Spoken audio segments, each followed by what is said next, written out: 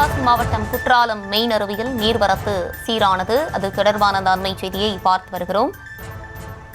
காலையில் மெயின் அருவியில் வெள்ளப்பெருக்கு ஏற்பட்டிருந்த நிலையில் தற்போது நீர்வரத்து சீராக இருக்கிறது. தொடர்ந்து விரிவான விவரங்களோடு இணைகிறார் செய்தியாளர் மாரிமுத்து. மாரிமுத்து, வணக்கம். விரிவான விவரங்கள்.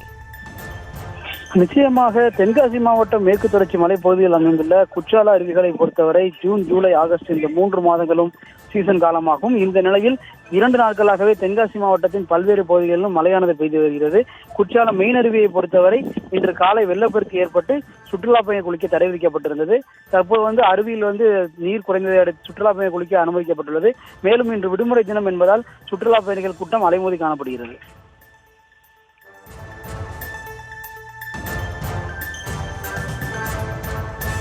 விவரங்களை வழங்கியமைக்கு நன்றி மாரிமுத்து.